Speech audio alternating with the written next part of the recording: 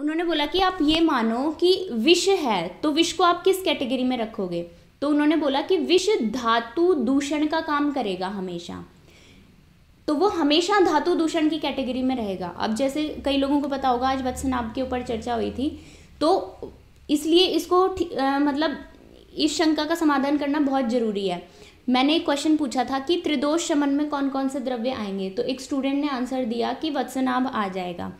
तो ठीक है, बात तो बिल्कुल सही थी कि वत्सनाभ आ जाएगा, क्योंकि वत्सनाभ में दिया गया है कि वात कफ शामक है, और दूसरी बात उन्होंने बोली कि मधुर विपाकी होने से वो पित्त को भी प्रकोपित नहीं करता। तो इस हिसाब से तो वो तीनों दोषों के लिए अच्छा हो गया एक तरीके से। तो फिर हम उसको विकृत क्यों मान रहे हैं, या फिर हम उसको एज अ त्रिदोष शमन यूज क्यों नहीं करते एक अच्छी औषधि के रूप में? तो यहाँ पे उन्होंने ये बोला कि कोई भी विष होता है, विष का स्वभाव है धातु दूषण करना। हाँ, अगर वो ऐसा कर सकता है कि वो किसी समय पर, यानी प्रभाव, अपने प्रभाव से वो धातु दूषण करेगा, क्योंकि उसमें व्यवायिता, आशुकारिता, ये सारे गुण हैं, वो शीघ्र सारे शरीर में फैल जाएगा, फिर वो उससे कुछ भी समस्या उत्पन्न करवा सकता है।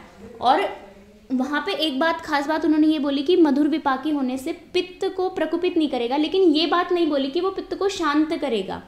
तो इससे एक बात ये क्लियर है कि अगर हम उसको मात्रा में प्रयोग करें तब तक वो पित्त प्रकोपित नहीं करेगा, लेकिन अगर हम थोड़ा भी, क्योंकि वो आशुकारी है, व्यवायी है, इसलिए हम थोड़ा भी उसकी मात्रा को गड़बड़ करेंगे तो तुरंत पित्त प्रकोपित हो सकता है उसके बाकी गुणों के कारण। मधुर विपाकी होने की वजह से वो नहीं करता ऐसा, लेकिन जब उसका दूसरा गुण बढ़ जाएगा या अपने वीर्य से ही वो ज़्यादा काम करने लग जाएगा, मात्रा हमने ज़्यादा दे दी, तो वहाँ विपाक उस चीज़ को दबा नहीं पाएगा, प्रत्यनीक नहीं बन पाएगा उसका। तो इस वजह से फिर वो अति उष्णता के कारण या फिर अपने प्रभाव को दिखाने लग जाएगा फिर वहाँ पर, यानी धातु दूषण करने लग जाएगा। तो एक बात यहाँ पे क्लियर हुई, इसका मतलब कुछ द्रव्य प्रभाव से ही ऐसे होते हैं जो धातु दूषण करते हैं। यहाँ प्रभाव को आधार मान के ये 3 कैटेगरी बताई गई हैं, ना कि रस, गुण, वीर्य, विपाक के आधार पर कैटेगरी बताई है, प्रभाव के आधार पर। तो प्रभाव में एग्जाम्पल्स में धातु प्रदूषण में हमें विष को समझना चाहिए। दूसरा एग्जाम्पल मंदक ले सकते हैं, जो कि त्रिदोषों को भी और धातुओं को भी सबको दूषित करता है, रसादी धातुओं को भी। और तीसरा सबसे बड़ा एग्जाम्पल यहाँ टीका में उन्होंने दिया यवक। यवक जो आजकल ओट्स बहुत ज़्यादा प्रचलन में है, पैकेट में बंद होके मिलते हैं, और सब लोगों का मतलब ये चलन चल गया है कि नाश्ते में ओट्स खाने ही हैं, जबकि वो धातु दूषण की कैटेगरी में आते हैं, उनका प्रभाव ही धातु को दूषित करना है। तो इसलिए यवक से हमें बचना चाहिए। इस बात को सीखना है कि हम ओट्स को, हाँ, जैसे भी मैंने विष के बारे में बताया कि विष ही कई जगहों पर चिकित्सा के रूप में काम आ जाएगा, क्योंकि वो अपने रस, वीर्य, विपाक आदि से जब जब काम करेगा तो अलग अलग चीज़ों पे एक्ट करेगा वो। तो ऐसे ही हम, कल मैंने मंदक का एग्जाम्पल दिया था कि भाई जब दोष बढ़ाने होंगे, अल्प दोषावस्था में हम मंदक का भी सेवन कराएंगे। तो ऐसे ही जब हमें शरीर में रूक्षता लानी होगी तब हम यवक का भी सेवन कराएंगे, लेकिन हर अवस्था में नहीं कराना। मतलब जो धातु दूषक हैं स्वभाव से ही अपना जो प्रभाव ही जो धातु दूषण का दिखाते हैं, उनको हमें अपने आहार में नित्य के लिए शामिल नहीं करना, रेगुलर यूज में शामिल नहीं करना। तो अब विष में एलोपैथिक मेडिसिन भी हो सकती हैं, क्योंकि वो भी आशुकारी, व्यवायी स्वभाव वाली हैं। मतलब और भी कई चीज़ों को हम विष में शामिल कर सकते हैं। सिर्फ विष का मतलब यही नहीं कि साक्षात हम विष लें, या फिर जो पेस्टिसाइड्स वगैरह डलते हैं या और कुछ भी इस तरीके का अगर हम भोजन ले रहे हैं तो वो विष के ही साथ संबद्ध होके आ गया, तो धातु प्रदूषण होगा ही होगा। तो पहला ध्यान हमें इस चीज़ का रखना है अपने आहार में कि अपने प्रभाव से ही जो धातु प्रदूषक हैं उनका हम त्याग कर दें। ये हो गई पहली कैटेगरी। अब दूसरी दोष शमन की कैटेगरी पर आए वो, तो दोष शमन में उन्होंने बोला कि इस कैटेगरी में अधिकतर वो चीज़ें आती हैं जो प्रभाव से ही त्रिदोष शामक हैं। अब जैसे आंवला त्रिदोष शामक है, या फिर गिलोय त्रिदोष शामक है, ऐसे और भी कई, दुरालभा त्रिदोष शामक है, ज्वर में बहुत ज़्यादा वर्णन है दुरालभा का। तो ये कुछ ऐसे द्रव्य हैं जो तीनों दोषों का शमन करते हैं। लेकिन फिर से वही बात आ गई कि जो तीनों दोषों का शमन करेगा तो निरपवाद रूप से उसको हमेशा लें। तो उन्होंने बोला कि नहीं, जो तीनों दोषों का शमन करते हैं, ज़रूरी नहीं कि वो कोई विकृति ना करें। जब जब वो अपने रस, वीर्य, विपाक आदि में कोई एक प्रबल हो जाएगा तो उसके अकॉर्डिंग वो विकृति भी उत्पन्न कर सकता है। फिर आचार्य चक्रपाणी ने आगे अपनी टीका में एग्जाम्पल दिया कि जैसे आंवला होगा, वो अति शीतल, बहुत ज़्यादा अगर हम उसका सेवन कर लें तो अति शीतलता की, अपनी शीतलता के कारण वो क्या करेगा, कफ की वृद्धि करा देगा या वात भी प्रकोपित करा सकता है। रुक्षता के साथ अगर प्रकोप हुआ शीतलता का तो उस अवस्था में, तो इस तरीके से हमें ये समझना है कि धातु प्रदूषण कौन कौन से हैं। तो 3 एग्जाम्पल हमने मोटे मोटे समझे, ऐसे ही हमने त्रिदोष शमन के भी एग्जाम्पल समझे। और अब स्वस्थ वृत्त में कौन कौन सी चीज़ें आएंगी, तो उन्होंने बोला स्वस्थ वृत्त में रसायन और वाजीकरण, क्योंकि जो 3rd ईयर के स्टूडेंट्स हैं वो समझ जाएंगे इस चीज़ को। रसायन की शुरुआत ही कहाँ से होती है, रसायन की शुरुआत इस श्लोक से होती है कि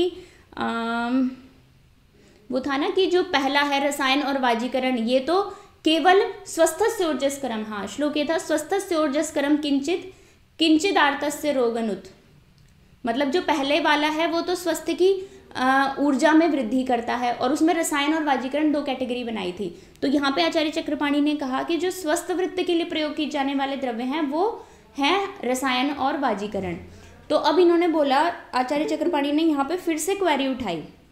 उन्होंने बोला कि भाई अगर स्वस्थ के लिए ही प्रयोग किए जा रहे हैं वो, तो क्या हम ये नहीं कह सकते कि जो त्रिदोष शामक हैं वो भी तो स्वस्थ रख रहे हैं हमें, तो स्वस्थ वृत्त में हम त्रिदोष शमन को अलग कैटेगरी क्यों बना रहे हैं। तो यहाँ उन्होंने बहुत अच्छा एक्सप्लेनेशन दिया। उन्होंने इसकी परिभाषा बताई कि स्वस्थ वृत्त के लिए जो काम करें ऐसे द्रव्यों की कैटेगरी अलग इसलिए बनाई क्योंकि वो जो द्रव्य हैं वो समान धातुओं में ना तो वृद्धि करते हैं ना ही उनका क्षय करवाते हैं। जैसे त्रिदोष शमन तो क्या थे, बढ़े हुए दोषों को कम कर रहे थे, इसलिए वो त्रिदोष शमन हुए। लेकिन स्वस्थ वृत्त वाले, वृत्त को बनाए रखने वाले जितने भी द्रव्य होंगे इस कैटेगरी वाले, वो सम अवस्था को बरकरार रखेंगे, वो ना तो कमी करवाएंगे ना ही बढ़ाएंगे। तो इसलिए ये तीसरी कैटेगरी बनाई हमने। मेरे ख्याल से अब ये तीनों चीज़ें क्लियर हो गई होंगी कि दोष शमन प्रभाव से हुआ ये, लेकिन जब जब रस, गुण, वीर्य, विपाक में से कोई एक चीज़ हावी हो जाएगी तब तब वो द्रव्य काम करना बंद कर देगा। मतलब इस कैटेगरी में जैसे विष फिर औषधि के रूप में आ जाएगा, या कोई दोष शामक जो चीज़ थी वो रोग उत्पन्न कराने की कैटेगरी में आ जाएगी। तो इस तरीके से हम इसको समझ सकते हैं। और मेरे ख्याल से अब वो डाउट क्लियर हुआ। अब तक्र के लिए भी हमें ऐसा ही समझना चाहिए। तक्र में जब हम जाएंगे गृहणीय अध्याय में तो वहाँ बहुत अच्छे से उसकी परिभाषा दी है कि श्रेष्ठ मधुर पाकित्वात न च पित्तम प्रकोपयेत। वात कफ शामक तो बताया ही है, कफ को, तक्र को बहुत अच्छा, ताजा छाछ को, लेकिन वो भी वहाँ पे साफ साफ लिखा है सद्यस कम अविदाही तत्, छाछ हमेशा तुरंत मथी हुई होनी चाहिए और पतली होनी चाहिए, क्योंकि स्वभाव से ही वो सांद्र होती है। तो हमें पतली छाछ पीनी चाहिए, तुरंत मथी हुई पीनी चाहिए, वरना विदाह करा देगी। और तीसरी बात वहाँ पे ये बताई थी कि वो भी मधुर विपाकी होने के कारण न च पित्तम प्रकोपित, पित्त को प्रकोपित नहीं करती। वहाँ ये बिल्कुल नहीं लिखा कि वो पित्त को शांत करती है। तो ये रीज़न है कि जब कोई भी पित्तज विकार होगा तब हम तक्र का सेवन कराने से बचेंगे, क्योंकि वो शांत भी नहीं कर रही। हाँ, बस वो थोड़ा मेंटेन कर सकती है कि पित्त प्रकोपित ना हो, लेकिन वो भी अगर थोड़ी खट्टी छाछ हो गई या फिर देर की मथी हुई छाछ हो गई तो फिर वो तुरंत पित्त को प्रकोपित करा देगी। तो इस तरीके से छाछ के लिए भी हमें ये बात ध्यान रखनी है कि त्रिदोष शमन एक बिल्कुल अलग चीज़ है, लेकिन रस, गुण, वीर, विपाक के हिसाब से वही चीज़ें दोषों को प्रकोपित भी कर देती हैं त्रिदोष शमन होते हुए भी। इसमें कल हमने हरित की वगैरह ऐसी बहुत सारी चीज़ें डिस्कस भी करी थी। अगले श्लोक पर चलते हैं। तो अब क्योंकि द्रव्य का प्रकरण चल रहा था, तो द्रव्य के प्रकरण में आगे बात आई जब इन्होंने ये बता दिया था कि प्रभाव भेद से 3 कैटेगरी बना दी द्रव्य की। रस के बाद फिर मैंने बताया था ना कि अपनी योग तंत्र युक्ति को बरकरार रखते हुए वो द्रव्य के ऊपर आए, और अब द्रव्य के बाद जो हैं वो द्रव्य को अच्छे से एक्सप्लेन कर रहे हैं। तो पहले प्रभाव के आधार पर 3 कैटेगरी बताई और अब उसी द्रव्य के भेद अलग तरीके से बता रहे हैं। वो यहाँ कर्म के आधार पर 3 कैटेगरी थी, लेकिन अब यहाँ पर उसको 3 अलग अलग कैटेगरीज में डिवाइड कर रहे हैं उसके स्वभाव के हिसाब से। तो यहाँ पर अब वो कहते हैं कि तत्पुनस्त्रिविधम प्रोक्तम जंगमोद्भिद पार्थिवम मधुनिगोरसः पित्तम वसामज्जाश्रिगामिषम विण्मूत्र चर्म रेतोस्थि स्नायु श्रृंग नखः खुरः जंगमेभ्यः प्रयुज्यन्ते केशालोमा निरोचनः। तो 3 कैटेगरी बताई कि भाई जितने भी द्रव्य हैं इस दुनिया में उनको हम 3 तरीके से डिवाइड कर सकते हैं, जंगम, औद्भिद या फिर पार्थिव। जंगम मतलब गमन करने वाला, ग धातु गमन अर्थ में आती है। तो इस लोक में जो कुछ भी गमन करने वाली चीज़ें हैं, जो चल फिर सकती हैं, वो सभी जंगम में आ जाएंगे, वो सारी चीज़ें। तो जंगम प्राणियों से लिए जाने वाले जो भी द्रव्य हैं वो जंगम कैटेगरी में आ जाएंगे। तो इसमें क्या क्या आए? मधु, शहद। शहद हम जानते हैं कि मधुमक्खी द्वारा बनाया जाता है, तो इसलिए वो जांगम की कैटेगरी में आया। गोरस, गोरसहा यानी गोदुग्ध, या फिर और भी जो दही, तक्र वगैरह, उनको भी हम इसमें ले सकते हैं। पित्तम, पित्त भी अगर हम लेते हैं, जैसे गाय के पित्त का या किसी इस तरीके के पित्त का वर्णन आता है, तो वो भी इसी कैटेगरी में आएगा। वसा, वसा भी इसमें आ जाएगी। मज्जा भी, अस्रिक और आमिषम। कौन सी संधि है यहाँ पर? अस्रिगामिषम।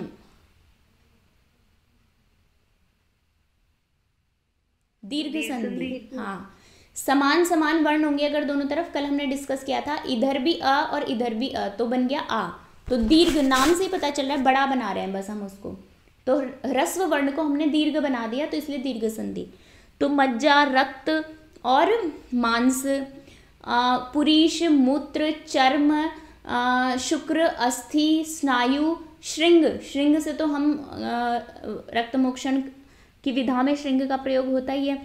नख, खुर, ये सब जंगमेभ्य प्रयुज्यन्ते। जंगमेभ्य यानी जंगमों में प्रयुक्त किए जाते हैं, या फिर जंगमों के द्वारा लेके प्रयुक्त किए जाते हैं। तो ये सारे जो द्रव्य हैं ये जंगम कैटेगरी वाले कहलाएंगे। इसके अलावा केशा, बाल, लोम और रोचना मतलब गोरोचन, ये सभी भी इसी कैटेगरी में आ जाएंगे। अब दूसरी कैटेगरी आती है उद्भिद। अब नाम से ही समझ में आता है, उत मतलब ऊपर की ओर, भिद, भिद मतलब भेदन करके जो निकल आए, यानी पृथ्वी को फाड़ के जो ऊपर की ओर निकल आए, उसी को बोलते हैं उद्भिद, यानी धरती से उत्पन्न हुआ वो सब आ जाएंगे उद्भिद में। तो उद्भिद में नीचे वाले आएंगे, अभी उसको पढ़ते हैं हम। तीसरी कैटेगरी थी पार्थिव। पार्थिव मतलब जो धरती के अंदर ही हैं, उसको धरती को का भेदन करके बाहर नहीं निकले, धरती के अंदर ही हैं, वो पार्थिव द्रव्यों में आ जाएंगे। तो अब आगे हम श्लोक पढ़ते हैं। सुवर्णम समलः पंच लोहा सिकतः सुधा मनः शिलाले मणयो लवणम गैरिकांजने भौममौषधमुद्दिष्टमोद्भिदं तु चतुर्विधम वनस्पतिस्तथा वीरुद्वानस्पत्यस्तथौषधि। ये आगे आ जाएगा। तो भौम या फिर पार्थिव में क्या क्या द्रव्य आ जाएंगे? पृथ्वी के अंदर तो हमें यही मिलती हैं, धातुएं मिलती हैं। तो स्वर्ण आ गया। समलः मल सहित। तो यहाँ पे आचार्य चक्रपाणि ने मल शब्द से शिलाजीत को बताया, क्योंकि जब हम शिलाजीत का निर्माण देखते हैं तो हम यही पढ़ते हैं कि अलग अलग तरीके के धातुओं से युक्त पहाड़ होते हैं, और उससे रिस रिस के जो स्राव एकत्रित हो जाता है नीचे, वो उस धातु वाला शिलाजीत कहलाता है।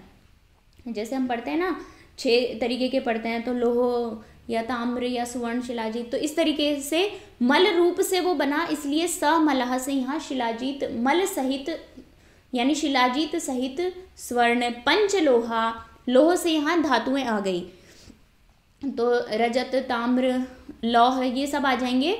लोह शब्द का अर्थ संस्कृत में धातु के लिए प्रयोग किया जाता है। सिकता, सिकता में यहाँ पे आ जाएगी बालू या मिट्टी जो होगी वो आ जाएगी। सुधा, सुधा भी हम जानते हैं सुधाखंड से, तो वो भी एक तरीके से भौम ही द्रव्य है। मनःशिला, तो मनःशिला भी हम जानते हैं औषध के रूप में प्रयोग किया जाता है।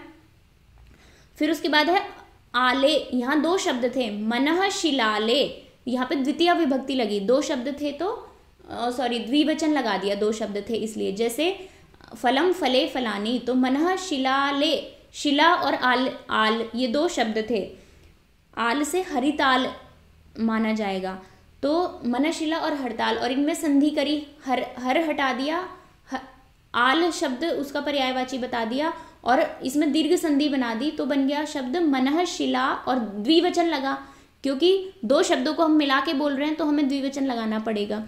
तो मनःशिलाले, मणियाँ जो रत्न वगैरह हैं वो आ जाएंगे इसमें। लवण, नमक भी जो है वो पृथ्वी के अंदर मिलता है, खास करके कौन सा लवण?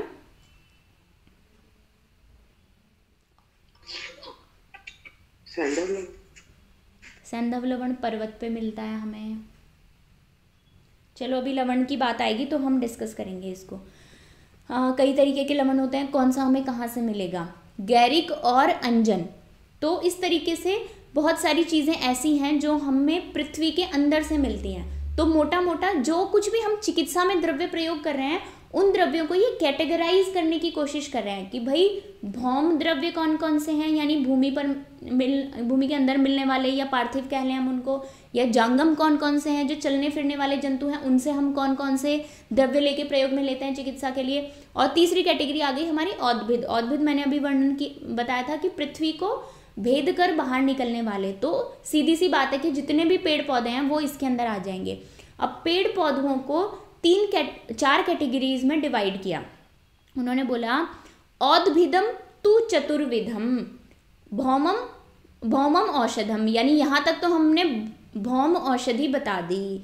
उद्दिष्टम, भौमम औषधम उद्दिष्टम यानी बता दी। औद्भिदम तु चतुर्विधम, अब हम औद्भिद बताएंगे जो 4 प्रकार की होगी। कौन कौन सी? वनस्पति तथा विरुद्ध वानस्पत्यस्तथौषधि ही। पहला हो जाएगा हमारा वनस्पति ही, दूसरा हो जाएगा विरुद्ध, तीसरा वानस्पत्य, ये तीसरी औषधि हो गई, और चौथी हो गई औषधि, हाँ सॉरी, वनस्पति, विरुद्ध, वानस्पत्य और औषधि। तो ऐसी 4 कैटेगरी हो गई है। अब इन्होंने एक एक को डिफाइन किया, ये बहुत इंपॉर्टेंट है, मतलब ये एक तरीके से हमारी जनरल नॉलेज भी बढ़ाएगा। तो इन्होंने बोला फलैर वनस्पति पुष्पैर वानस्पत्य फलैरपि। तो सबसे पहली परिभाषा इन्होंने किसकी दी?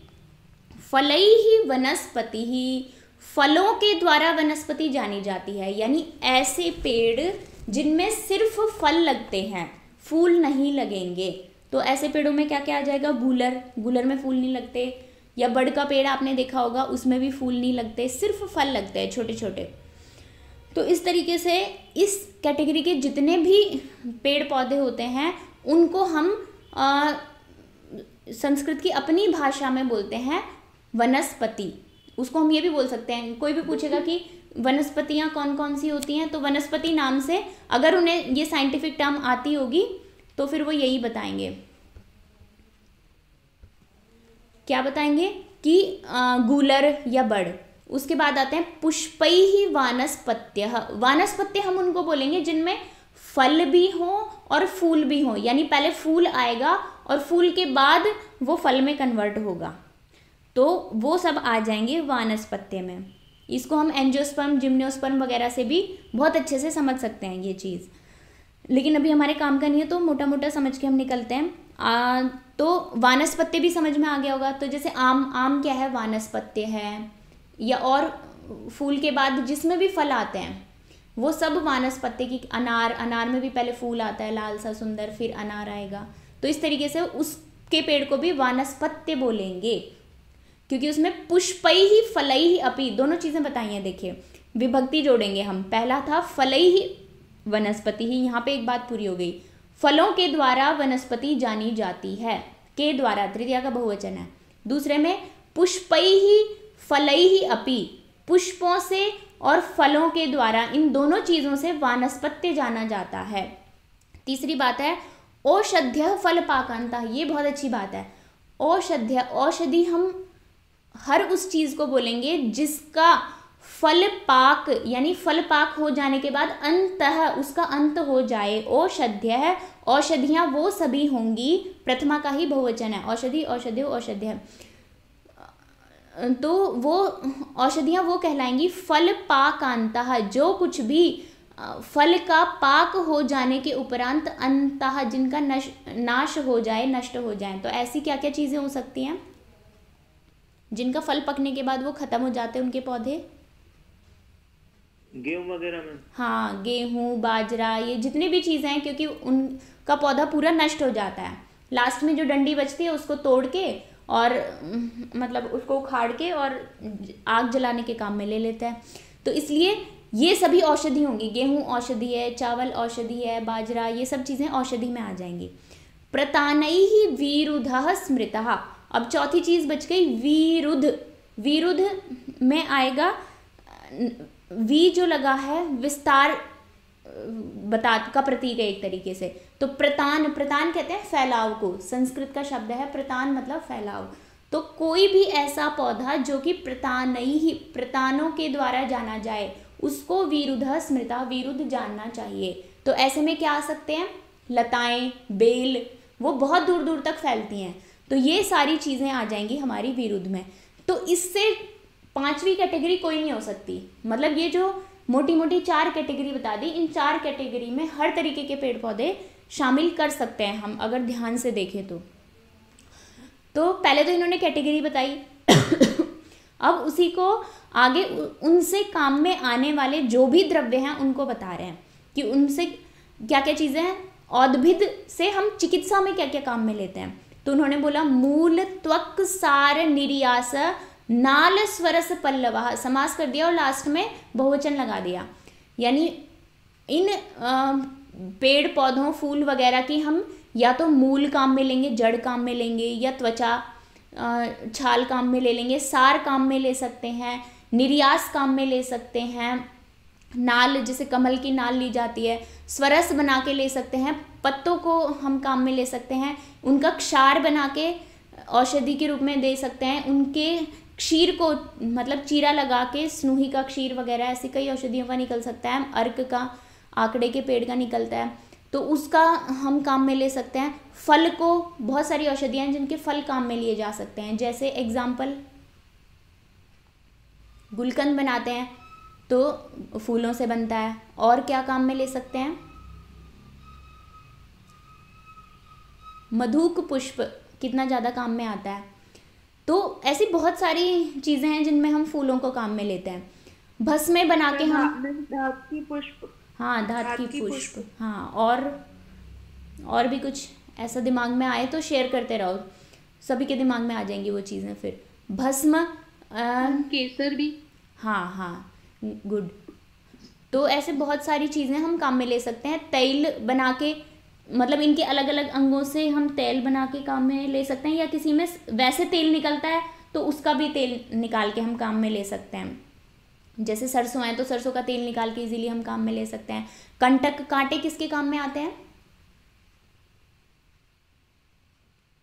शालमली कंटक, गोक्षुर कंटक, ये इनके कांटे काम में आते हैं। तो अब मतलब अभी जैसे जो सेकेंड ईयर वाले बच्चे हैं वो ध्यान देना शुरू करें इस चीज़ पे कि हम इसका कौन सा अंग प्रयोग कर रहे हैं और किस स्वरूप में प्रयोग कर रहे हैं, ये बहुत इंपॉर्टेंट है। आगे कहते हैं पत्राणि शुंगः कंदाश्च, पत्ते काम में आते हैं। शुंग, शुंग जैसे वट के शुंग, शुंग बहुत छोटे होते हैं, वो फल भी नहीं कह सकते हम उनको, बहुत छोटे छोटे होते हैं, वो तिकोने टाइप में होते हैं वट वाले। तो शुंग काम में आते हैं। कंद काम में आता है, जैसे सूरण का कंद अर्श में बहुत अच्छा काम करता है। कौन से अर्श में देंगे वो एक अलग बात है, जब चिकित्सा पढ़ेंगे तो हम समझेंगे। तो ऐसे बहुत सारे कंद काम में आ सकते हैं। प्ररोह, प्ररोह मतलब जटाएं जो होती है ना, जिनके ऊपर हम चढ़ सकते हैं, आरोहण कर सकते हैं, ऐसी लटकी हुई जो जटाएं होती हैं उनको काम में ले सकते हैं, जो कि किसके पेड़ पे होती हैं?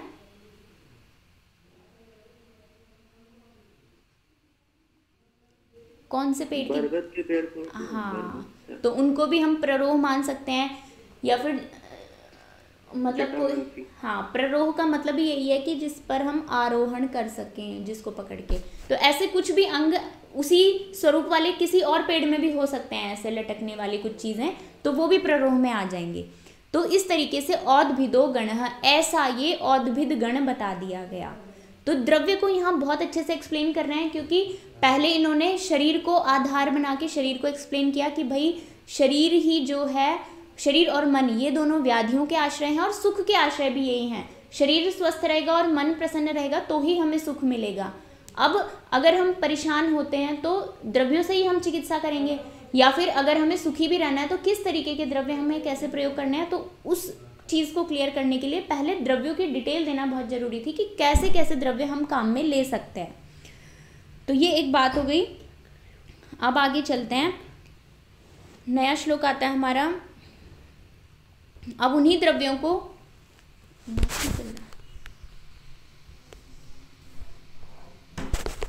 नेट कनेक्टेड नहीं,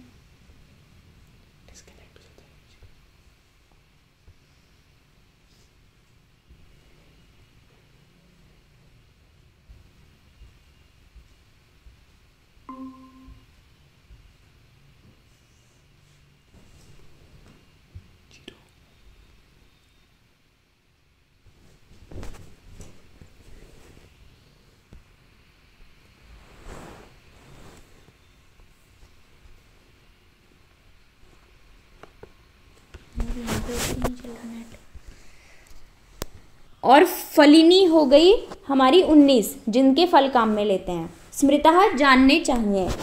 फिर कहते हैं महास्नेहाश्च चत्वारः, और महास्नेह 4 समझने चाहिए हमें, जो कि हम जानते हैं सर्पी तेल वसा मज्जा भी आगे और अच्छे से एक्सप्लेन करेंगे।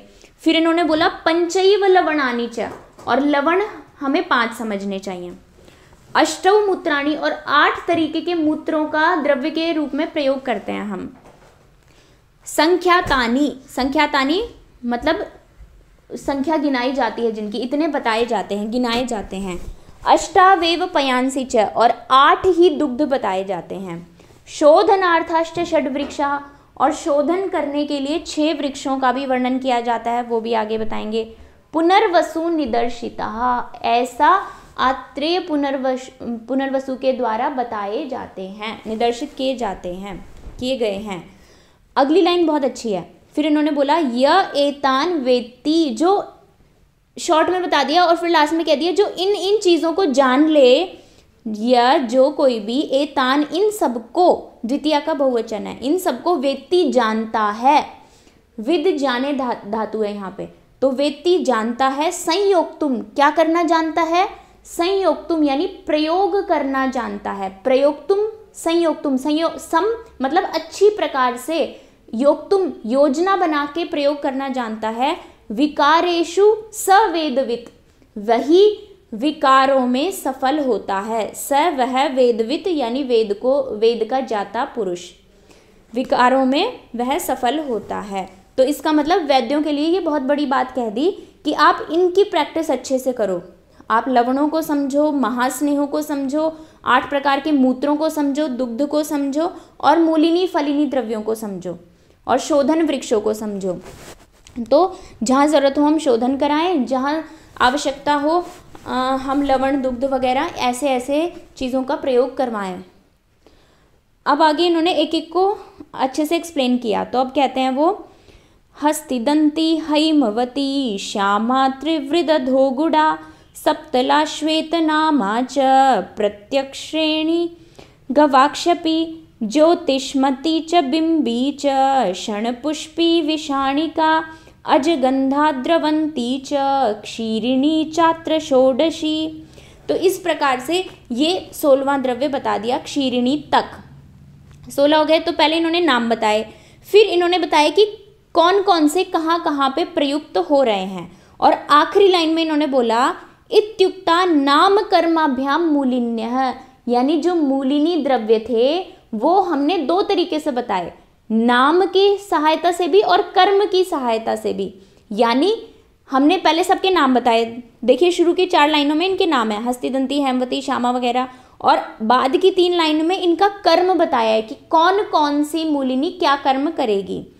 तो इस तरीके से आखिरी लाइन इसको बहुत सार्थक बनाती है, कहती है कि इत्युक्ता नाम कर्माभ्याम, नाम से और कर्म से दोनों से हमने इनका वर्णन किया मूलिनियों का। तो अब एक एक को देखते हैं हम। हस्तिदंती क्या है? इनमें से कई द्रव्य ऐसे हैं जो संदिग्ध हैं, अब हम नहीं जानते उनको अच्छे से।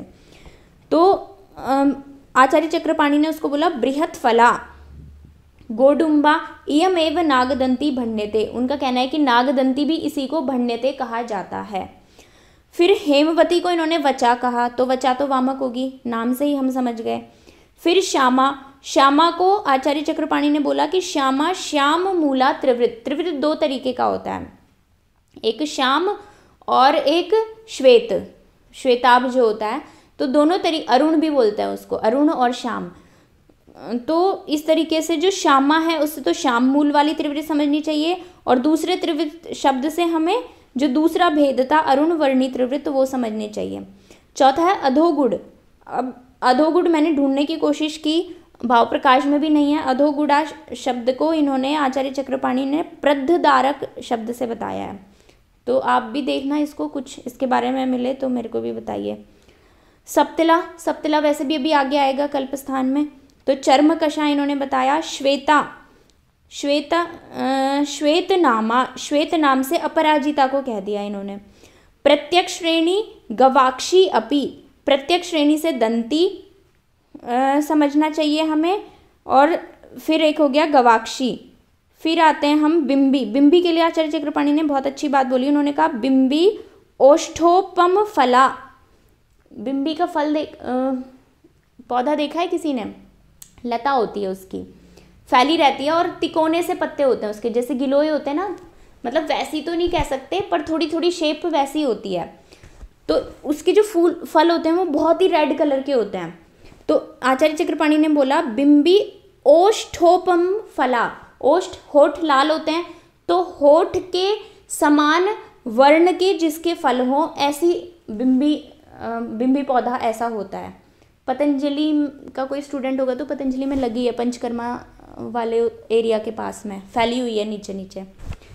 तो बिंबी बहुत अच्छा पौधा है, ये भी वामक के आगे बताएंगे। फिर क्षणपुष्पी, क्षणपुष्पी बहुत अच्छा वर्ड है। मतलब आयुर्वेद में नाम ऐसे रखे जाते थे पहले, हमारे संस्कृत में नाम ऐसे रखे जाते थे कि नाम से ही अर्थ निकल जाए। अब आजकल बच्चों के भी नाम होते हैं तो उन नामों का कुछ अर्थ नहीं निकलता, ईवा नाम रख दिया या कुछ भी, मतलब कुछ भी नाम रखते हैं। तो लेकिन जो हमारे नाम होते थे उन सब का मीनिंग है। जैसे मेरा नाम है सुजाता, सु मतलब अच्छी, जाता मतलब उत्पन्न हुई। ऐसे आपका भी कुछ नाम होगा, तो नाम हमेशा सार्थक होना चाहिए। तो अब इस नाम को देखते हैं हम, ये नाम था क्षणपुष्पी, तो इसको हम हर शब्द की निरुक्ति कर सकते हैं। तो इन्होंने बोला क्षण सदृशम पीत वर्णानि पुष्पाणि संति यस्याः। क्षण जानते हैं आप क्या होता है?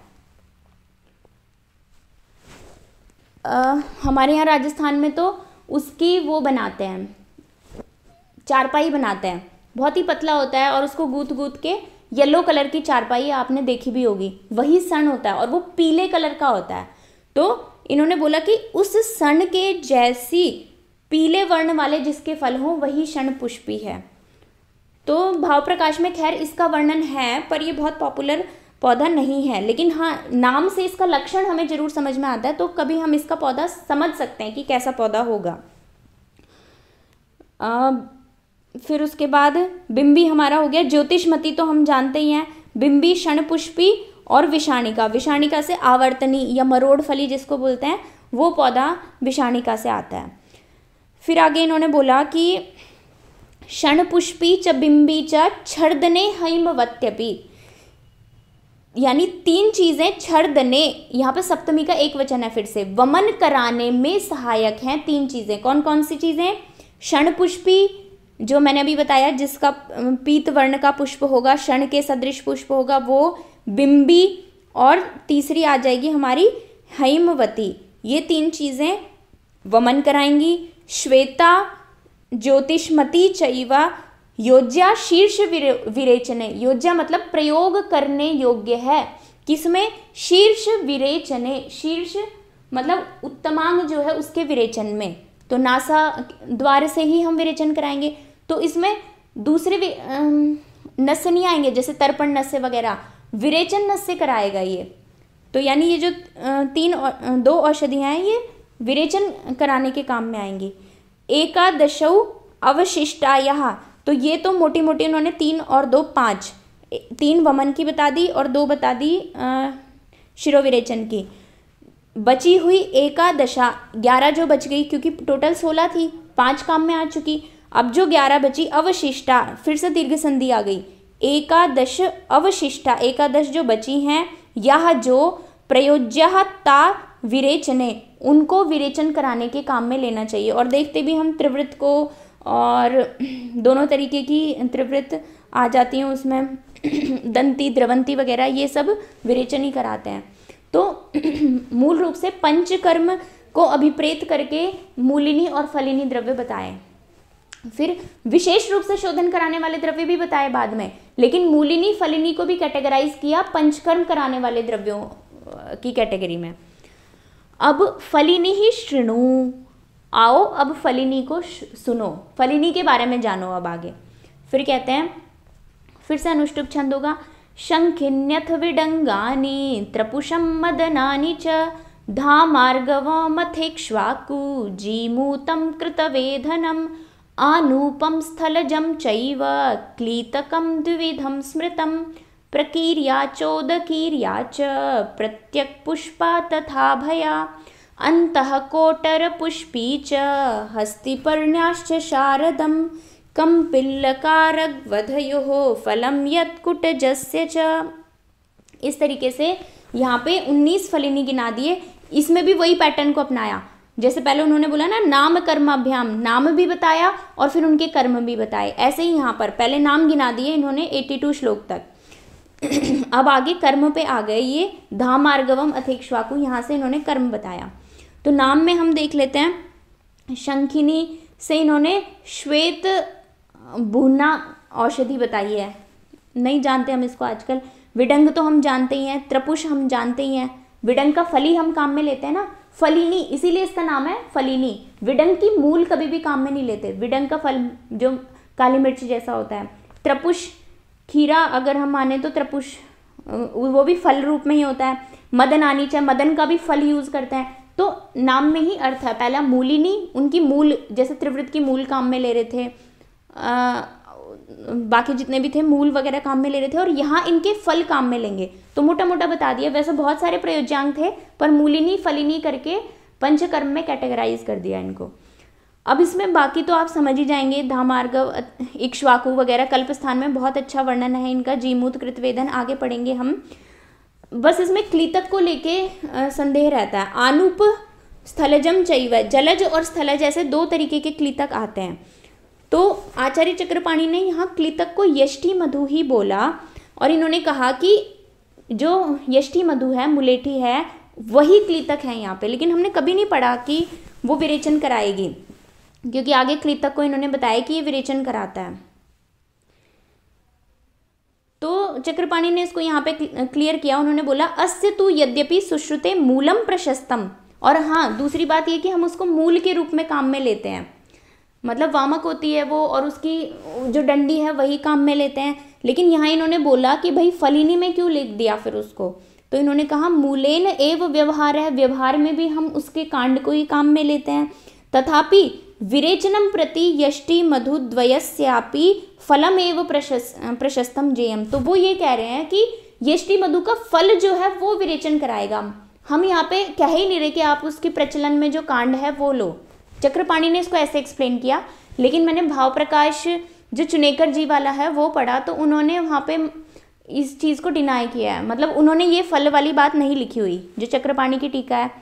और आप में से किसी का एक्सपीरियंस हो कि यष्टि मधु का फल कैसा होता है और क्या वो विरेचन कराता है या नहीं, तो हमसे शेयर कीजिए, मुझे नहीं पता इसके बारे में ज़्यादा।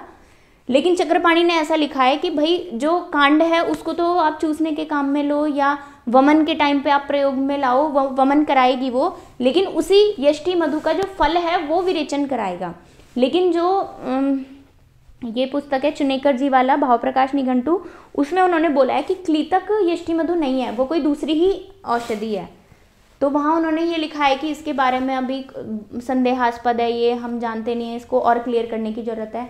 तो अभी चक्रपाणी का मत मान के हम इसको एक ट्रायल में ले सकते हैं कि ये क्या है, टेस्ट कर सकते हैं हम इसका, अगर यष्टि मधु मिलती है किसी को अपने आसपास। तो बस इसमें ये बात ध्यान देने की थी। तो दो प्रकार की यष्टि मधु आ गई, स्थलज और जलज। फिर प्रकीर्या और उदकीर्या, इन दोनों वर्ड से करंज द्वय लिया है। दो प्रकार के जो करंज होते हैं वो उनके पर्यायवाची हैं ये। फिर प्रत्यक पुष्पा तथा अभया, अभया तो हम सब जानते ही हैं, और प्रत्यक पुष्पा होती है अपामार्ग। फिर आगे इन्होंने बोला कि अंतः कोटर पुष्पी च, अंतः कोटर पुष्पी इन्होंने आचार्य चक्रपाणि ने नील बुधना करके कोई औषधि बताई है। आगे इन्होंने बोला हस्ती पर्ण्याश्च शारदम, हस्ती पर्णी को मोरट बोला है, और इसने बोला हस्ती पर्ण्यः च शारदम, शारद तो इन्होंने बोला कि अस्याः च शरत काल भवम एव फलम ग्राह्यम, यानी हस्ती पर्णी का फल लो, लेकिन कौन सा फल लो, शरद ऋतु में होने वाला ही फल लो। ये बात यहाँ आचार्य चक्रपाणि ने क्लियर करी, और श्लोक से भी ये बात समझ में आती है। हस्ती पर्ण्याः षष्ठी विभक्ति का एक वचन है, लेकिन इसका जो रूप था वो इकारांत वाला था, तो रूप राम की तरह नहीं चलेंगे, रामस्य नहीं हुआ षष्ठी की तरह इसमें, हस्ती पर्णस्य, इसका रूप थोड़ा अलग तरीके से चलता है, इसलिए यहाँ पे हिंदी अर्थ बैठेगा हस्ती पर्ण्याः, हस्ती पर्णी का फल लो। कैसा फल लो, शारदम, शरद ऋतु में होने वाला फल लो। तो यही बात आचार्य चक्रपाणि ने भी नीचे क्लियर की, ये इम्पॉर्टेंट है, शायद एमडी एंट्रेंस की तैयारी करने वालों के लिए भी अगर किसी की नज़र में आ जाए तो आ सकता है ये क्वेश्चन। वैसे भी हमारी बेसिक नॉलेज के लिए भी ये अच्छा है कि चरक में हस्ती पर्णी का जो है वो शरद ऋतु में ही फल लेने का वर्णन किया गया है। कंपिलक हम सब जानते हैं, कंपिलक का प्रयोग दोनों त्वचा रोगों के लिए भी होता है, और बाकी यहाँ पे बताएंगे वो भी विरेचन के लिए भी होता है। आरगवदयो फल और आरगवद उसका फल, हाँ आरगवदयो फलम, आरगवद का फल। अब आचार्य सुश्रुत ने, यहाँ आचार्य चक्रपाणि ने ये बात क्लियर करी कि सुश्रुत संहिता में पत्र को, आरगवद के पत्र को प्रधान रूप से कहा गया है। पत्र का ध्यान है किसी को, कहाँ प्रयोग करते हैं हम आरगवद के?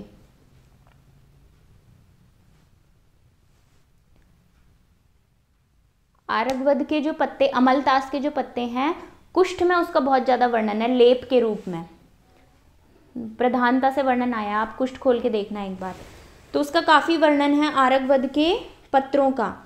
अब आगे ये कहते हैं कि आरगवदयोः फलम, लेकिन यहाँ पर विरेचन के तौर पे ये बताएंगे, पंचकर्म को आधार बना के इन्होंने बताया, तो इसलिए फल को ही इन्होंने स्पेशली बोल दिया कि आप कोई दूसरा अंग ना समझो, आरगवद का फल ही लेना है। और कुटजस्य च, और ऐसे ही कुटज का भी। अब इन्होंने आगे कैटेगराइज किया इसको, धामार्गवम अथेक्ष्वाकु जीमूतम कृतवेधनम मदनम कुटजम चैव त्रपुषम हस्ति पर्णिनी, यानी हमने जो ऊपर देखे उनमें से ये चीजें, एतानी, एतानी मतलब ये सब, एषः एते एतानी, इस तरीके से रूप चलेंगे, प्रथमा का बहुवचन है।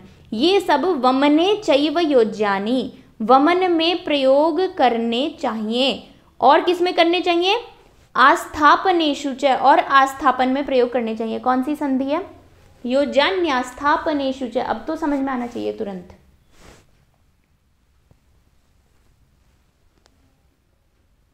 यण संधि, हाँ, ई जो है वो य में कन्वर्ट हो गया, तो योज्यान्यास्थापनेषु च, तो यानी ये सब चीजें आस्थापन बस्ती के लिए काम में लेनी है हमें, और वमन कराने के लिए काम में लेनी है।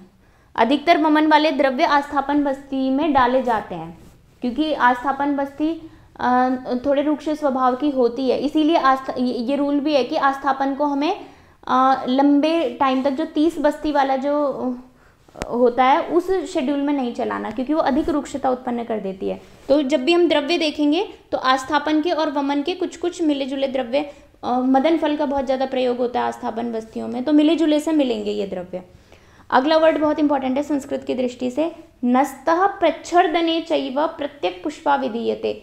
नस्तः, नाक के, यहाँ पे भी षष्ठी विभक्ति थी, इसलिए नाक के प्रच्छर्दने, प्रच्छर्दन मतलब दोष को खींच के बाहर निकालना, यानी नाक से दोष को खींच के बाहर निकालना है, उसके लिए, यानी नस्य के लिए। और कौन सा नस्य, खास करके शिरोविरेचन, दूसरे वाले तरीके के नस्य नहीं, उसके लिए प्रत्यक पुष्पा विधीयते, प्रत्यक पुष्पा प्रयोग की जाती है। तो ये हो गए हमारे टोटल 9 हो गए, एक तो इसमें आ गया और 8 ऊपर आ चुके। अब इन्होंने बोला 19 ही थे टोटल, बोला 10 यान्यवशिष्टानि, फिर से यण संधि है, दश, और जो दश यानी मतलब जो अवशिष्टानि रह गए हैं, तानी उक्तानि विरेचने, उनको विरेचन के लिए कह दिया गया है, बताया गया है कि वो विरेचन में प्रयोग किए जाने चाहिए। फिर वापस से बात दोहराई, नाम कर्म भी रुक्तानी, इस तरीके से हमने जैसे मूलिनी बताए थे वैसे ही फलिनी भी नाम और कर्म इन दोनों के साथ बता दिए। पहले नाम गिनाए और फिर उनके कर्म भी गिना दिए कि कौन कौन वमन, आस्थापन, शिरोविरेचन और विरेचन के रूप में प्रयोग किए जा सकते हैं। फलानी एकोनविंशति, फिर से यण संधि है, ऐसे जो फल हैं, ये 19 तरीके के जो फल हैं, ये हमने नाम और कर्म के द्वारा बता दिए। अब महास्नेह पे जो इन्होंने क्रम रखा था ना ऊपर, फिर से उद्देश्य और निर्देश तंत्र युक्ति, श्लोक 74 में वापस देखते हैं हम। 74 में इन्होंने नाम बताए, मूलिन्य षोडशैकोना, फलिन्यो विंशति स्मृतः, महास्नेहश्च चत्वारः।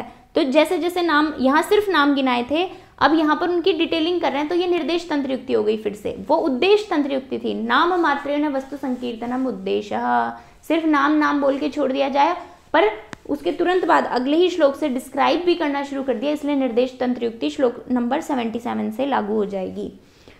तो महास्नेह बोला था, तो महास्नेह का वर्णन भी कर रहे हैं, कहते हैं फिर से अनुष्टुप छंद है, सर्पिस्तैलम वसा मज्जा स्नेहोदिष्टश्च चतुर्विधः। स्नेह 4 ही तरीके का है, यानी ऑयली चीज़ें जितनी भी हैं वो 4 कैटेगरी में डिवाइड हो जाती हैं। सर्पी घी, तैल तेल हम जानते ही हैं, उसके अलावा वसा और मज्जा, तो ये 4 चीज़ें हो गई। अब इनका प्रयोग कैसे करना है, एक ही श्लोक में सब कुछ बोल दिया। पीने के लिए अभ्यंजन मतलब अभ्यंग करने के लिए, जैसे आंजना बोलते हैं ना, पूरे शरीर को अच्छी प्रकार से अंजित कर दिया जाए यानी तैल से, तो उसी से अभ्यंजन बना है और उसी से अभ्यंग भी बना है। बस्त्यर्थम, बस्ती के प्रयोग में लेते हैं हम इसको। नस्यार्थम चैव, और नस्य के प्रयोग में लेते हैं योगतः, योग के अनुरूप। स्नेहा जीवना, और यहाँ पे गुण भी बता दिए कि भाई ये करते क्या क्या है हमारे शरीर में हमें, क्योंकि आजकल जो ट्रेंड बन गया है हार्ट डिजीज हो जाएगी, ऑयली चीज़ें लेना बंद कर दो। तो इन्होंने बोला कि स्नेहना जीवना वर्ण्या बलोपचय वर्धना, स्नेहन हमारे शरीर का स्नेहन करते रहते हैं, मरम्मत करते रहते हैं, अंदर से लिपाई पुताई करते रहते हैं। ग्रीस, जैसे ग्रीस काम करती है वैसे ही यहाँ पे स्नेह काम कर रहा है हमारे शरीर के अंदर। जीवना, जीवन को देने वाले हैं, प्राणों की रक्षा करने वाले हैं स्नेह। रुक्षता हमेशा प्राणों में कमी लेके आती है, क्योंकि वात प्रकोप कराती है, और वात जो है धातुओं के विपरीत होता है, धातुओं का क्षरण कराने वाला होता है, इसलिए स्नेह जो है उनके गुणों वाला होता है, ओज के, शुक्र के और बाकी बहुत सारी धातुओं के, तो इसलिए वो जीवन भी है। वर्ण, हमारे शरीर का वर्ण भी सुधारता है। बल और उपचय की वृद्धि कराने, बल और उपचय कराने वाला है, और वर्धना वृद्धि कराने वाला भी है। स्नेहा ही एते, फिर से यण संधि है, तो बन गया स्नेहा येते, ये सारे जो स्नेह हैं, विहिता वात पित्त कफापहा, वात पित्त और कफ को हरने वाले हैं। तो अब युक्ति हमें लगानी है कि कब कौन सा स्नेह किसको हरेगा। अब यहाँ पे एक एग्जाम्पल लेते हैं, जैसे तेल को समझते हैं। तेल तो बहुत तरीके के होते हैं। कल मेरे से किसी ने क्वेश्चन पूछा कि कौन सा तेल अभी हम खा सकते हैं, तो अब यहाँ पे हमें सोचने की ज़रूरत है कि मोटे मोटे तौर पर 3 स्नेह लेते हैं हम, एक सरसों का तेल, एक तिल का तेल और एक नारियल का। एक क्वेश्चन आज ये भी आया था मेरे पास कि सर के लिए, बालों में लगाने के लिए तेल बनाना है, तो नारियल का तेल बहुत ट्रेंड में आ गया आजकल, नारियल के तेल का बेस बना के तेल सिद्धि करते हैं, जबकि आयुर्वेद में तिल तेल को सर्वश्रेष्ठ माना है। तो कल हो रही थी ना गुणों की बात, विपरीत गुणै ही शाम्यंती संप्रशाम्यंती, उसी बात से ये बात हम समझ सकते हैं। जैसे तिल तेल में सबसे ज़्यादा स्निग्धता होती है, सरसों तेल में सबसे ज़्यादा उष्णता होती है, नारियल तेल में स्नेह तो है लेकिन शीतल स्वभाव वाला है वो। तो अब इन गुणों से हमें समझ में आ जाएगा कि हमें कब कौन सा किसको तेल देना है। अब मानो किसी के शरीर में रुक्षता ज़्यादा है, तो वहाँ पर हम जो तेल यूज़ करेंगे वो तिल तेल के बेस में कोई भी औषधि बनानी है, अगर तेल सिद्ध करना है तो तिल तेल के बेस में करना है, या ओरली भी हमें खिलाना है तो हमें तिल तेल देना चाहिए अगर रुक्षता ज़्यादा है। या लोकल एप्लीकेशन के लिए भी तिल तेल को प्रेफर करना चाहिए।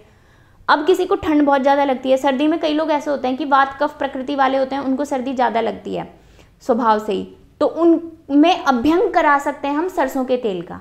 फिर वहाँ हम दूसरा ये ना बोलें कि नारियल के तेल का अभ्यंग कर लो, जो सबसे गर्म तेल है, क्योंकि विपरीत गुण मतलब गुण को शांत करना है ना हमें। तो कल हमने ये मैंने अच्छे से डिस्क्राइब भी किया था कि वात शमन करने वाली तो बहुत सारी औषधियाँ हैं, लेकिन सब काम नहीं करती।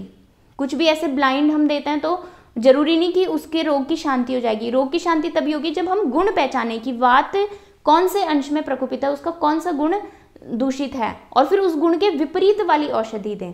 तो इस तरीके से अगर किसी को शरीर में बहुत ज़्यादा ठंडक लगती है सर्दी के मौसम में, तो अभ्यंग हमें सरसों तेल का ही कराना चाहिए। तीसरी चीज़, अगर किसी को व्रण हो गया तो फिर हमें अगर स्नेह लगवाना है तो शीतल स्नेह नारियल का तेल हम लगवा सकते हैं। या फिर बालों की अगर हम बात करें, किसी के बाल सफ़ेद हो रहे हैं जल्दी, तो पित्त प्रधानता के कारण होते हैं वो, तो वहाँ पे हम नारियल को बेस बना के तेल को सिद्ध कर सकते हैं। लेकिन किसी को अगर डैंड्रफ है, रुक्षता बहुत ज़्यादा है, तो वहाँ पे हमें तिल तेल का प्रयोग ज़्यादा करना चाहिए। तिल तेल के बेस से हमें त्रिफला तेल या जो कोई भी तेल हमें बनाना है, तो ये सब युक्ति पे डिपेंड करता है।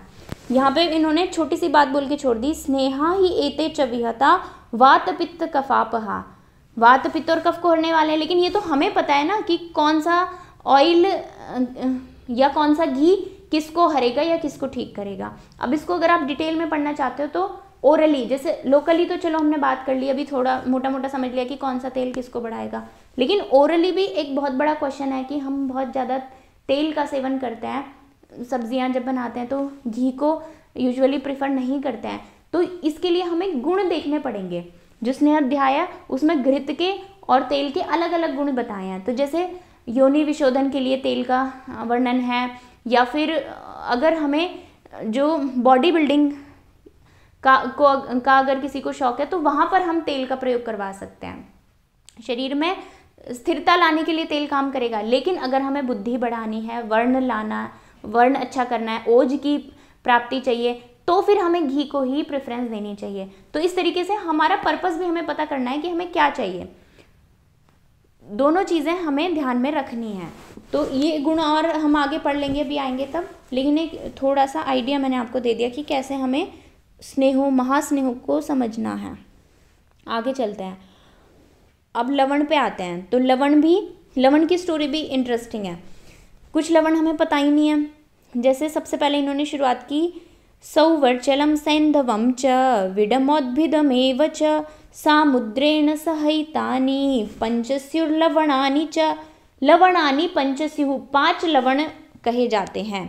अब इनमें पांचों नमक 5 तरीके के हैं और पांचों की अलग अलग विशेषताएं हैं। सबसे पहले इन्होंने बोला सौवर्चल लवण। आचार्य चक्रपाणि ने बोला कि सौवर्चल को सबसे पहले रखा, क्योंकि जो सौवर्चल सम्यक प्रकार से वर्च अग्नि को प्रदीप्त कर दे, वही सौवर्चल लवण है। तो यानी अग्नि दीपन करने वाले नमकों में सबसे श्रेष्ठ सौवर्चल है, इसलिए सौवर्चल को सबसे पहले रखा। लेकिन सौवर्चल के विषय में बहुत ज़्यादा मतभेद है। कई लोग काला नमक इसको मान लेते हैं, कई विड को काला नमक मानते हैं, लेकिन सौवर्चल जो है वो आज मतलब हम नहीं जानते कि किसको हम सौवर्चल माने। लेकिन अगर ये होता तो कितनी अच्छी संकल्पना थी कि सौवर्चल लवण सबसे अच्छा दीपक है, तो बहुत अच्छा होता ये। सैंधवम, अब सैंधव के लिए हम जानते हैं कि ये एक अपवाद है। सारे तरह के नमक पित्त बढ़ाते हैं, लेकिन ये एक अकेला नमक है जो पित्त नहीं बढ़ाता। तो हमारे बीपी का पेशेंट हो या कोई पित्त संबंधी किसी भी समस्या का पेशेंट हो, तब हम इस लवण को प्रयोग कर सकते हैं। सौवर्चल हम कब कर सकते थे अगर पता होता तो, जब हमें अग्निदीपन कराना है तो सबसे पहले उसी को प्रयोग कर लो। विड लवण भी हमें नहीं पता, उसको भी काला नमक बोलते हैं। भाव प्रकाश में इन दोनों के लिए ही कुछ कुछ मत दिए गए हैं। विड के लिए उन्होंने बताया कि भाई पुराने ज़माने में जब पारद की जारना करते थे तो वहाँ पे कुछ अम्ल द्रव्यों को, कुछ गंधक या कुछ भस्म वगैरह मिक्स करके उससे पारद जारना करते थे, और उस प्रिपरेशन को विड बोला जाता था। लेकिन बाद में जो है ये मतलब ख़त्म हो गई ये बात, और विड लवण जो है वो एक पहेली बन के रह गया। तो अब हमें भी नहीं पता एग्जैक्टली ये क्या है, बट उन्होंने ऐसा मत दिया है वहाँ पे कि ये विड लवण होता है। और सौवर्चल लवण का एक तरीका बताया कि वो एक विशेष तरह की मिट्टी लेके उस मिट्टी को पका के और उस मिट्टी में से नमक निकाल के अलग से बनाया जाता था। तो हो सकता है ऐसा। इसको एक बार अगर आपके पास भाव प्रकाश नहीं है तो आप मंगा लीजिए भाव प्रकाश चुनेकर जी वाला, क्योंकि हमें द्रव्यों के बारे में भी नॉलेज होनी चाहिए साथ के साथ में। इन्हीं चीज़ों से हमें चिकित्सा करनी है, इसलिए हमें पता होना चाहिए। अब औद्भिद लवण कौन सा होगा? औद्भिद जो रेह लवण होता है ना, अभी वहाँ बात आई थी ना, औद्भिद में लवण का नाम लिखा हुआ था, खास करके ये वाला लवण औद्भिद है, क्योंकि सौवर्चल मैंने बताया कि खास विधि, कुछ द्रव्यों के मिक्सचर को विड बोलते थे, तो वो औद्भिद नहीं कहेंगे हम उसको। सैंधव, सैंधव भी पहाड़ पर मिलता है, और सैंधव जो है सिंधु उद्भवम सैंधवम, यानी सिंध प्रदेश में होने वाला जो लवण है वो सैंधव लवण है। तो सिंध जो है ये पाकिस्तान में है, वहाँ बड़े बड़े सेंधा नमक के पहाड़ हैं। तो इस तरीके से ये तो इसका नाम इसलिए पड़ा सैंधव।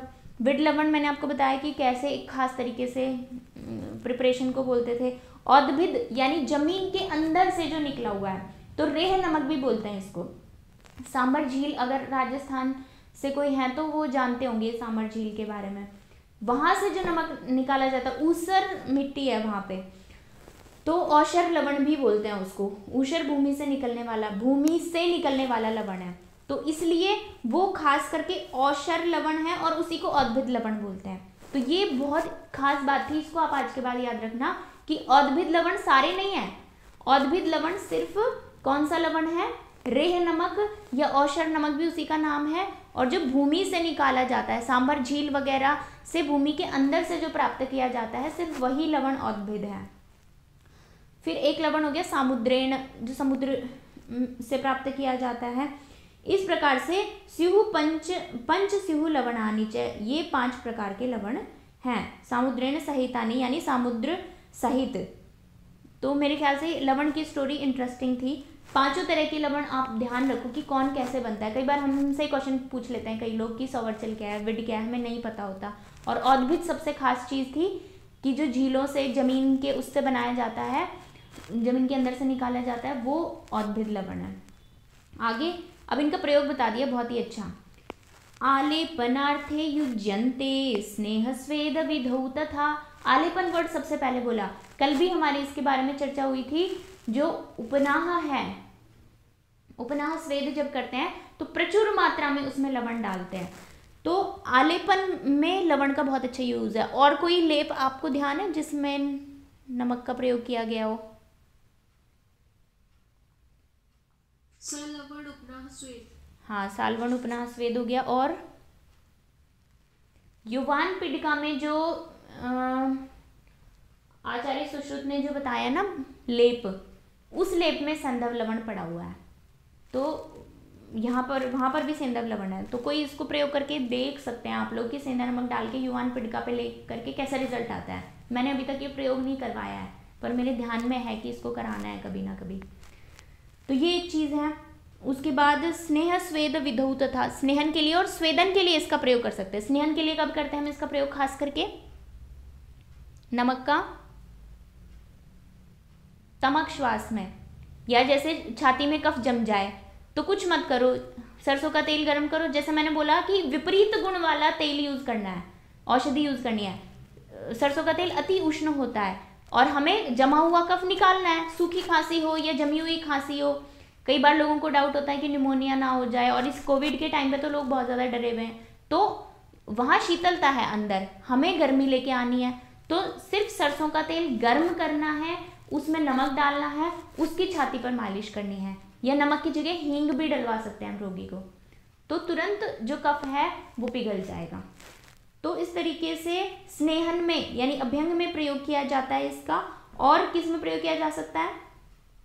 स्वेद विधौ, स्वेदन। अगर जुकाम हो जाए आपको, आज के बाद से एंटीबायोटिक लेना बंद करना। जुकाम हो, पहले ही दिन क्या करना है? अजवाइन की पोटली बनाओ, उसमें बहुत सारा नमक डालो। जैसे अगर 100 ग्राम अजवाइन ली तो कम से कम 10-20 ग्राम नमक डाल दिया उसमें, 3-4 चम्मच अच्छे से, उसका स्वेदन करो। इतनी जल्दी वात शमन होगा, क्योंकि लवण सीधा टारगेट करता है वायु पर, और कभी भी प्रतिशाय यानी जुकाम कभी भी बिना वायु के प्रकोपित हुए नहीं होता। तो इसलिए बहुत अच्छी मेडिसिन है ये, क्या, अजवाइन की पोटली का सेक। फिर चलते हैं आगे। पोटली स्वेदन करना है, पोटली से। हाँ, पोटली स्वेदन। नाक का, नाक पे, गले पे, माथे पर, क्योंकि हमें लोकली वात शमन करना है ना उसका। वात शमन होते ही उसका कफ से अनुबंध हट जाएगा और जुकाम पक जाएगी। बहुत साइंटिफिक लॉजिक है ये, पर क्योंकि हम वैद्य ही नहीं जानते ये, हम हमारे रोगी को क्या प्रयोग करवाएंगे। सुश्रुत संहिता में साफ साफ लिखी है ये बात, प्रतिशाय, बिना प्रकुपित वायु के प्रतिशाय नहीं होता, और वही वायु प्रकुपित होके कफ को अपने साथ उभार देता है और उससे प्रतिशाय होता है। तो संप्राप्ति विघटन का पहला ही स्टेप होना है कि हमें वात शमन कराना है। वात शमन करते ही वायु का कफ से अनुबंध छूट जाएगा और प्रतिशाय ठीक होने लग जाएगा, जुकाम पक जाएगी। कुछ नहीं कराना और कोई एंटीबायोटिक लेने की जरूरत ही नहीं पड़ेगी। अगर आप ऐसे करोगे नेक्स्ट डे आपकी जुकाम ही सही हो जाएगी। कान ढक के रखने हैं, ये करना है, तो बात शांत होते ही तुरंत काम करेगा वो। बहुत साइंटिफिक है ये। आगे चलते हैं।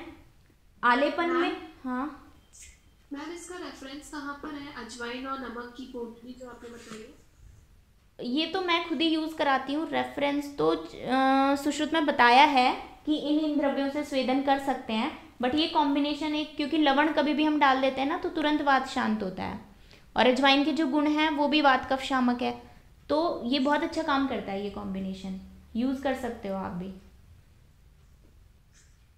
ठीक है। Yes ma'am. आगे चलते हैं। तो कहते हैं वो अधोभाग ऊर्ध्व भागेशु निरूहेशु अनुवासने। इसके अलावा और कहाँ कहाँ यूज होगा? सब में सप्तमी का बहुवचन है। इनमें अधोभाग यानी हमारे शरीर के नीचे वाले हिस्से में कहीं पर भी दर्द हो, वहां पे हम लवण का, अच्छा उपनाह और भी तरीके से हम घरेलू तरीके से बना सकते हैं जिसमें लवण डालें। हम आटा ले लें और उसके अंदर हल्दी डाल दें, अजवाइन डाल दें, नमक भी डाल दें, बहुत सारी चीज़ें डाल के उसमें गुड़ डाल दें और लपसी जैसी बना लें। गांव में ऐसा करते थे बचपन में, दादी नानी वगैरह, अगर आपको ध्यान हो तो जहाँ पे भी दर्द होता, गिर जाते, वहाँ पे इसका लेप कर देते थे, और वो गुड़ डालने की वजह से क्या होता था, वो घन बन जाता था और बहुत देर तक गर्म रहता था। तो वो जितनी ज़्यादा देर गर्म रहेगा उतने प्रभावी तरीके से वो वात का शमन करेगा। सीधा सा लॉजिक है। तो इस तरीके से लवण के बहुत सारे प्रयोग हो सकते हैं। तो अधोभाग, नीचे के हिस्से में भी कहीं दर्द हुआ है, चोट लगी है, तो तुरंत हमें लवण का या तो उपनाह करना चाहिए या ऐसा लेप जैसा बना के लगा देना चाहिए या सिकाई करनी चाहिए, किसी और रूप में कर सकते हैं। ऊर्ध्वभाग में मैंने प्रतिशाय का आपको एग्जाम्पल भी दे दिया। निरूहेशु, निरू बस्तियों में तो, बस्ती में तो डेफिनेटली डलता ही डलता है लवण, क्योंकि सूक्ष्म स्रोतों में भी गमन कराने के लिए हमें चाहिए ही चाहिए वो, तो इसलिए निरूहों में और अनुवासन बस्तियों में भी लवण का प्रयोग होता है। अभ्यंग के लिए होता है, भोजनार्थ, भोजन में तो हम प्रयोग करते ही करते हैं लवण को। और क्योंकि हाँ, ये ऊपर वाली लाइन छूट गई, देखो एक 89 श्लोक में, स्निग्धानी उष्णानी तीक्ष्णानी दीपनीय तमानी च। दीपनीय तमानी बहुत इंपॉर्टेंट वर्ड है, दीपन करता है, तो इसलिए जो षड रसाभ्यास बोला ना, 6 रस होने ही होने चाहिए हमारी डाइट में, तो ये होना ही होना चाहिए। सेंधा नमक का प्रयोग कराएंगे तो पित्त शमन हो जाएगा और दीपन भी हो जाएगा, दोनों काम हो जाएंगे, यानी पित्त भी ठीक रहेगा और दीपन भी रहेगा। तो ऐसे युक्ति से हमें पेशेंट को देख के, हर किसी का ऐसा नहीं करना कि नमक बंद कर दो, बिल्कुल बीपी है तो ये कर दो। हमें रीजन ढूंढना है कि क्या बहुत ज़्यादा पित्त प्रकोपित है तो अल्प मात्रा में सेंधा नमक हम बता सकते हैं रोगी को, क्योंकि दीपन भी करता है ये। आगे उन्होंने बोला अभ्यंग, भोजन और शिरोविरेचन में भी इसका प्रयोग करते हैं हम। शस्त्र कर्म में तो शल्य वाले अगर कोई हैं तो अपना एक्सपीरियंस शेयर करें, ये मैं भी सोच रही थी आज शस्त्र कर्म में कैसे प्रयोग होगा ये। वर्ती बनाने के लिए, अंजन के लिए और उत्सादन के लिए, इन सब चीज़ों में उपटन वगैरह लगाते हैं तो उसमें भी थोड़ा नमक डाल सकते हैं हम, स्किन पर चमक आएगी। अजीर्ण आनाहयोर वाते गुलमे शूले तथोदरे, ये लास्ट की लाइन बहुत इंपॉर्टेंट है और जरूर काम करता है इसमें लवण। ये मेरा एक्सपीरियंस किया हुआ है, आप लोगों भी इसको करके देखो, अच्छा रहेगा। अगर अजीर्ण हो थोड़ी मात्रा में लवण, हिंगवाष्टक चूर्ण होता है, नींबू काट के नींबू के ऊपर हल्का सा हिंगवाष्टक चूर्ण लगा के उसको भी हम चाट सकते हैं तो भी बहुत अच्छा काम करता है आनाह में। अजीर्ण में भी हम जो भी प्रिपरेशन दें तो उसमें थोड़ा बहुत नमक डाल सकते हैं, युक्ति का प्रयोग करके, पूरा विचार करके। अभी फिक्स नहीं मानना चाहिए, ये पेशेंट टू पेशेंट वेरी करती हैं ये चीज़ें।